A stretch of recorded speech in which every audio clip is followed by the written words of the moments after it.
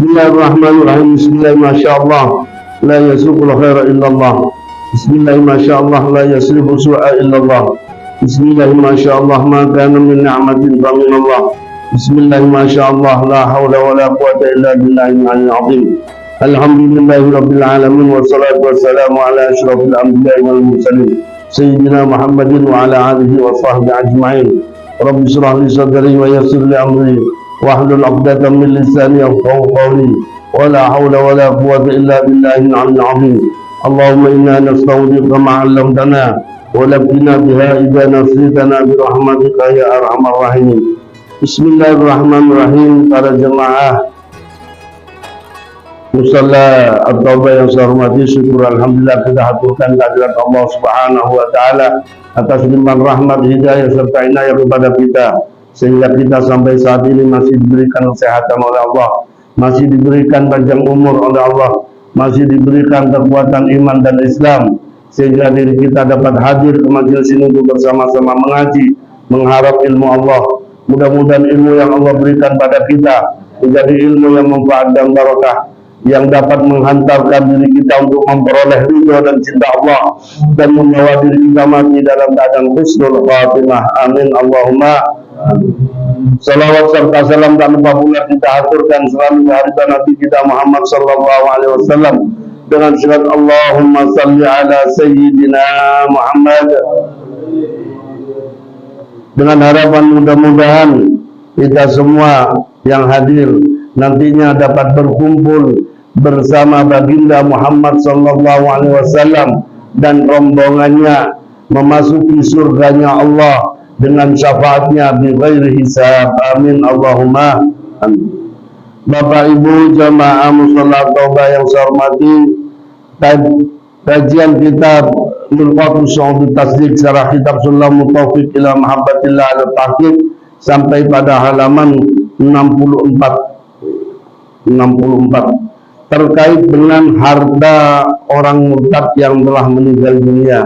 Ini kalau terjadi, ini terjadi di negara Islam ya. Kalau di negara Republik ini tidak mungkin bisa dilakukan semacam ini. Kenapa ya?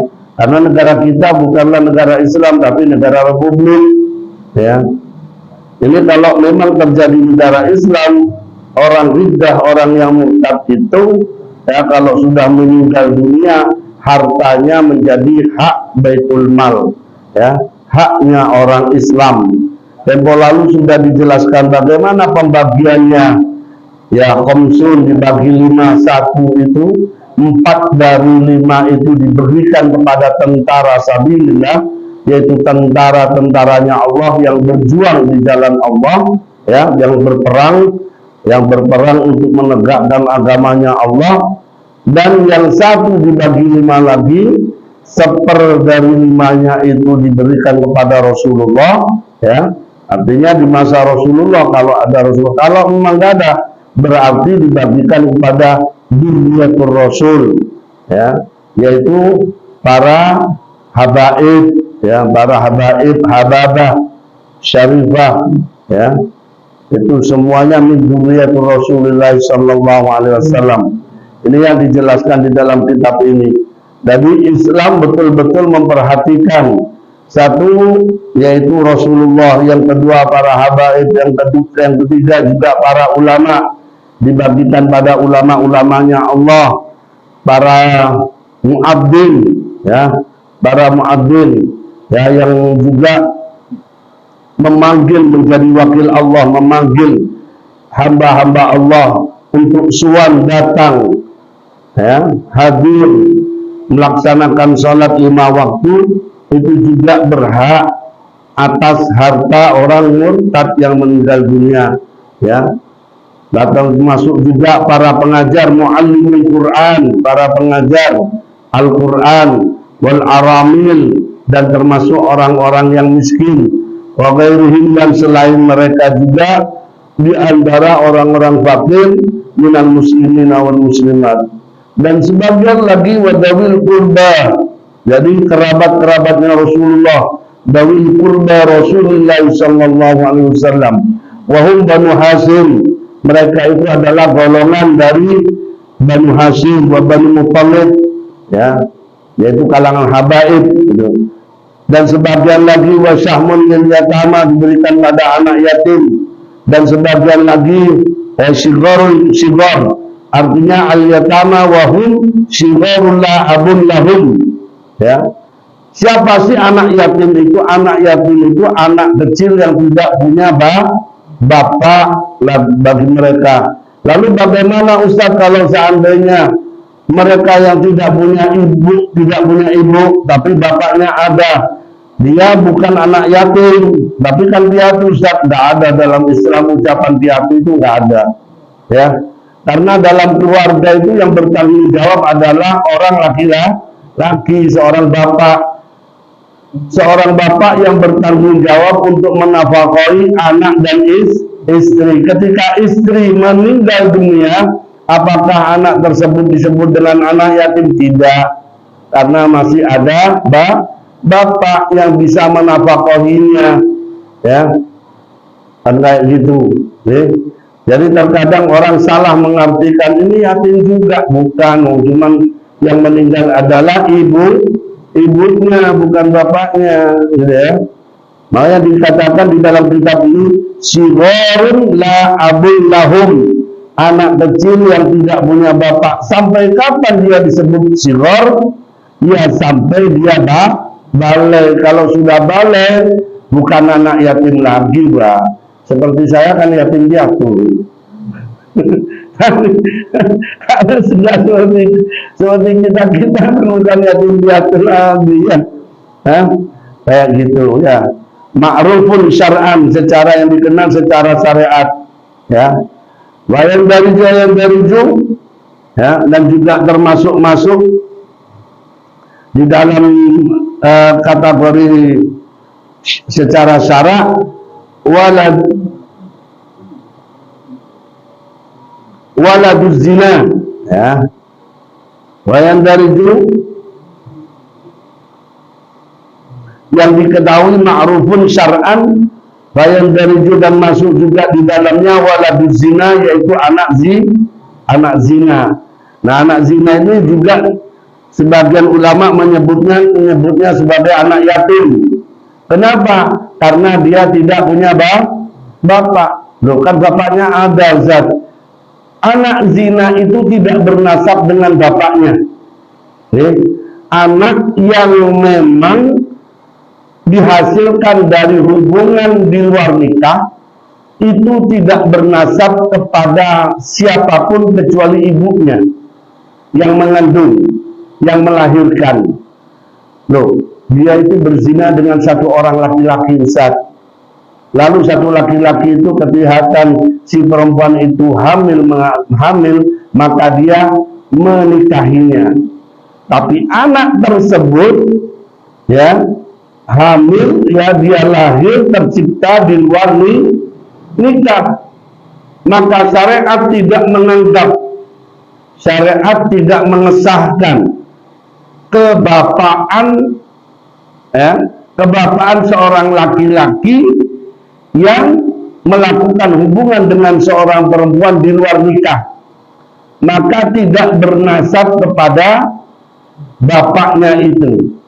Kenapa? Walaupun jelas bahwa yang menghamili perempuan tersebut adalah si A ibaratnya, ya, tetap tidak bernasab kepada laki-laki tersebut, ya. Sehingga nanti seandainya lahir itu perempuan, siapa walinya? Tetap walinya adalah wali hakim, ya, walinya tetap wali hakim.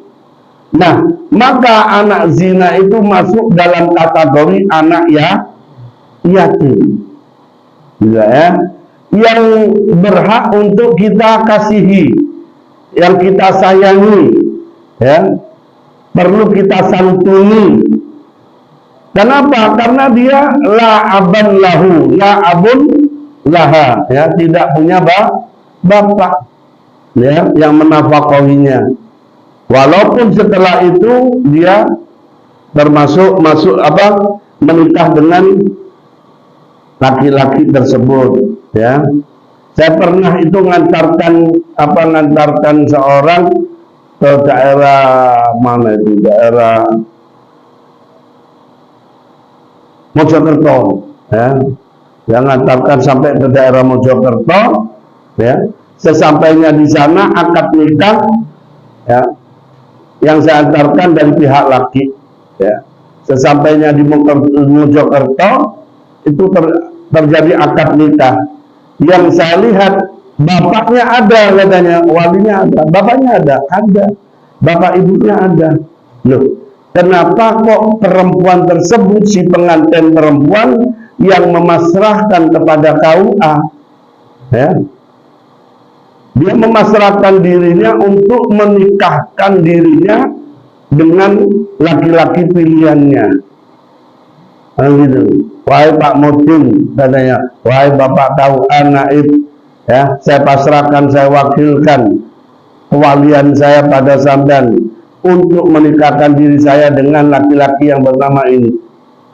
Mau saya penggerak takut kisru, gitu ya. Pada waktu itu, kok bisa katanya ada bapaknya, kok masih memasrahkan sendiri, gitu ya. Ya, setelah itu saya berpikir nanti aja lah, kalau memang ini betul-betul sebuah kesalahan, nanti akan saya nikahkan lagi, gitu. Setelah akad nikah, pihak KUA pulang, saya datangi bapaknya. Pak, Bu, dengan ini, maaf, bapak asli dari si perempuan ini? Iya. Ibu juga iya. Maaf, kenapa tadi akadnya kok diakadkan kepada, mengakad sendiri, mewakilkan sendiri anak tersebut pada pihak naib, pihak KUA?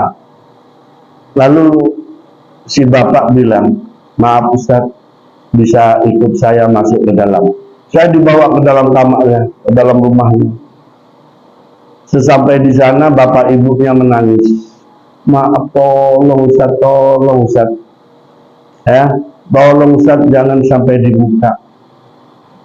Dia betul anak saya, tapi lahir di luar nikah, Ustaz. Yang saya ketahui, setelah saya tanya kepada bapak para kiai, katanya walinya tetap wali hakim, saya tidak bisa menjadi walinya. Ya jelas Pak. Tolong Ustaz, jangan diungkap, jangan dibuka ini. Mau bagaimana lagi saya? Ya, sementara saya ditanyakan oleh keluarga dari pihak laki-laki. Dilema bagi saya tuh Pak. Mau saya buka gimana, pihak sana nangis-nangis. Enggak saya buka, ini kan kecewa nih, ya. Yang pihak laki-laki ini. Ya, akhirnya saya hanya bilang pada pamannya, sudah, itu bukan bapak aslinya. Saya bilang itu aja. Ya, bapak aslinya gimana? Nggak usah tanya, sudah. Yang penting sah. Oh gitu, sah. Iya, yang penting sah. Kayak gitu kan. Daripada panjang lebar. Loh, nggak usah ditanya panjang lebar. Nanti rentetannya panjang. Kamar-mari. Terus, yang penting sah. Saya tahu ini sah. Ya sudah, kalau sampai mengatakan sah, ya sudah sah. Nah gitu akhirnya. Daripada saya buka nanti di sini kisru. Sana kisru nangis-nangis gimana? Ya? Nah itu Pak. Lihat. Maka anak zina, anak yang dihasilkan dari zina itu tidak bernasab pada bapaknya. Ya. Nah, oleh karena itu penting Bapak Ibu sekalian agar supaya kita menghindari dari hal semacam itu. Di samping bahayanya zina itu Pak, saya sering kali menyebutkan bahayanya zina. Orang kalau pernah melakukan zina, ya, nggak awet Pak pernikahannya, nggak awet. Ya, si A dengan si B melakukan zina sebelum nikah, lalu menikah, nggak akan awet. Mesti dia akan melakukan perzinahan lagi dengan orang lain, entah si laki-laki, entah si perempuan. Ya, nah ini bukan permasalahan tebak-tebakan, ini hadis Rasulullah yang jauh. Maka hati-hati. Rasulullah yang tahu begitu. Kalau sudah terjadi sebuah perzinahan, ya, maka akan terjadi perselingkuhan. Nggak akan awet, kecuali suami istri itu mau betul-betul bertobat kepada Allah dengan sungguh-sungguh tobatan nasuha. Ya. Maka seringkali saya akan beri langkah-langkah bagi orang yang mau bertobat dari perilaku zina yang pernah dia lakukan, ya, dengan cara betul-betul menyesal kepada Allah, ya, melaksanakan sholat tasbih. Setelah melaksanakan sholat tasbih sambil lalu bertobat sungguh-sungguh kepada Allah, merasa menyesal seperti penyesalannya seandainya anaknya sendiri itu mati dikarenakan sebab oleh dirinya. Contoh, anaknya berkendaraan dengan dirinya, anaknya ditetek nang ngarepe sepeda motor. Karena ugal-ugalan larinya sepeda motor, akhirnya jatuhlah anak tersebut kelindes mobil dari. Kan ada penyesalan. Andai kata anak saya nggak ditetek nang klopo tak gowo, begitu, nangis betul, penyesalan. Nah, penyesalan atas kedurhakaan diri seseorang yang berzina, ya, kedurhakaannya kepada Allah haruslah melebihi itu. Kenapa? Allah begitu sayangnya kepada kita, tak henti-hentinya nikmat Allah berikan pada kita hampir setiap detik. Bahkan kalau ada yang lebih kecil dari detik, itu tetap mengalir nikmat yang tak henti-hentinya. Nikmat kita bisa melihat, nikmat kita bisa mendengar, nikmat kita bisa merasakan, nikmat kita bisa menghembuskan nafas dengan lega, nikmat kita bisa merasakan pahit, manis, ya, pedas dan sebagainya. Nikmat kita bisa berinteraksi, nikmat kita bisa bergerak, nikmat aliran darah kita lancar, ya, kaki kita masih bisa bergerak dengan nyaman, tangan kita masih nikmat kita masih bisa berpikir, ya. Masya Allah, ini banyak pada tubuh kita saja sebuah kenikmatan yang tak jutaan nikmat, ya. Kenapa? Kalau kita lihat urat saraf kita, ya, menurut penilaian dokter, ya, itu kalau kita lihat ribuan bahkan jutaan urat-urat yang ada, sel-sel yang ada di dalam tubuh kita itu jutaan. Ini menurut dokter, ya. Dan setiap hampir malamnya, pagi jam 3 itu terjadi pembaruan sel. Jadi sel-sel yang kurang aktif terjadi pembaruan, pengaktifan kembali. Itu menurut dokter yang saya ketahui seperti itu. Jadi Allah Subhanahu wa Ta'ala mendesain tubuh kita ini selalu aktif. Hal-hal yang tidak baik diperbaiki lagi, ya, seperti itu. Sel-sel yang mati dihidupkan kembali oleh Allah, seperti itu, Pak. Maka bagus sekali kalau kita itu jam 2, jam 3 mandi dengan keramas. Seluruh sel-sel itu semakin perbaikannya semakin baik, ya. Itu kata dokter, ya, yang sudah melakukan penelitian, gitu. Dan itu nikmat luar biasa. Tapi kenapa nikmat yang luar biasa ini, tumbuh yang begitu banyak kenikmatan yang merupakan amanah kepada kita, lalu kita gerakkan untuk mendurhakai Allah, untuk melakukan sesuatu yang dilarang oleh Allah. Ini kan berarti menentang Allah, berkhianat kepada Allah, ya. Allah berikan tubuh kita ini amanah. Jasad kita ini amanah. Jasad kita ini amanah dari Allah Subhanahu wa Ta'ala. Jangan kira ini gratisan, amanah yang Allah perintahkan diri kita untuk membawa jasad ini, ya, menuju Allah Subhanahu wa Ta'ala. Manusia itu punya dua status.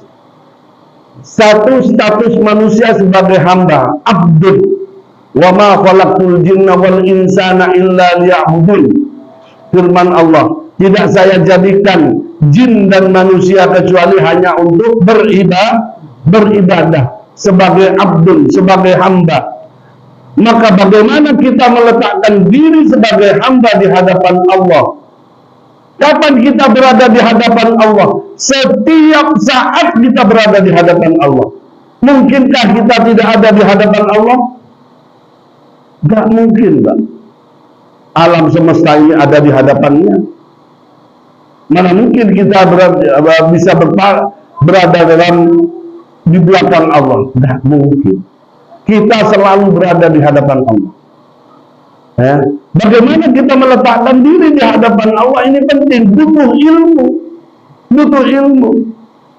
Meletakkan diri sebagai hamba. Ya.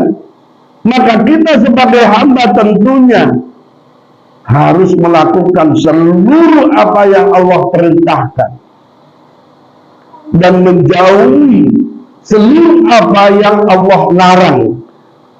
Itulah sebagai hamba Allah. Tanpa melihat kenapa aku perintahkan begini, tanpa melihat kenapa Allah melarang aku begini, tanpa melihat itu, tanpa ada pertanyaan ini dan itu. Buat apa Allah perintahkan saya begini? Apa keuntungan saya? Apa faedahnya bagi saya? Apa yang bisa saya dapatkan? Itu bukan hamba namanya. Ya, itu masih bukan hamba, Pak. Ya, itu pedagang namanya. Itu masih pedagang. Aku melakoni iki oleh apa aku? Itu mau ambil kuli ya. Masa kepada Allah begitu? Kita hambanya Allah. Kalau kita mengaku hamba Allah, maka letakkan diri kita sebagai hamba. Apapun perintah Allah, dan apapun perintah Allah, tanpa melihat faedahnya, keuntungannya, dapat surga atau apapun, nggak peduli, nggak melihat itu. Yang penting ini perintah Allah dilakukan. Kenapa kau melakukan perintahnya Allah? Karena Allah adalah Gusti saya, Tuhan saya, dan saya hambanya Allah. Harus dilakukan. Kenapa engkau menjauhi dari larangan-larangan Allah? Karena aku adalah hamba Allah. Ya, itu.